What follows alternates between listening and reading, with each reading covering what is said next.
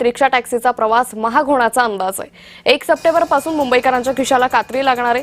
टॅक्सीचं किमान भाडं 31 रुपयांवरून 33 रुपये होणार आहे, तर रिक्षाचं भाडं 26 रुपयांवरून 27 रुपये होणार आहे। सरकारी अधिसूचना जारी झाल्यानंतर निर्णय लागू केले जातील। तर मुंबईतली रिक्षा टॅक्सीची नवी दरवाढ कशी असेल त्यावर एक नजर टाकूया। रिक्षाचं किमान भाडं हे 26 रुपयांवरून 27 रुपये होते।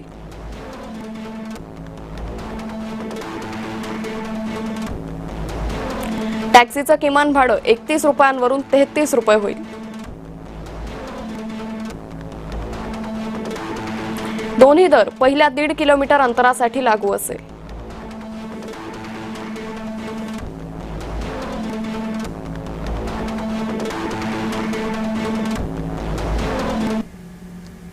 मराठी सक्ती, अमराठी चालकांमध्ये भीती आहे, त्यामुळे आरटीओच्या विशेष मोहिमेची अमराठींनी चांगलीच धास्ती घेतली आहे। गेल्या 2 दिवसात मुंबईत 1144 चालकांवर कारवाई करण्यात आली आहे। राज्यात सर्वाधिक नोटिसा मुंबई महानगर क्षेत्रात दिल्यात। अनेक चालकांनी व्यवसाय तात्पुरता बंद केलाय, काही जण मूळ गावी परतल्याचीही माहिती आहे। त्यामुळे राज्यात सर्वाधिक नोटिसा या मुंबई शहरात देण्यात आलेल्या आहेत। अनेक चालकांनी व्यवसाय तात्पुरता बंद केलाय, तर मुंबईमध्ये मराठी सक्ती करण्यात आलेली आहे। त्यामुळे अमराठी रिक्षा टॅक्सी चालकांमध्ये भीतीचं वातावरण आहे।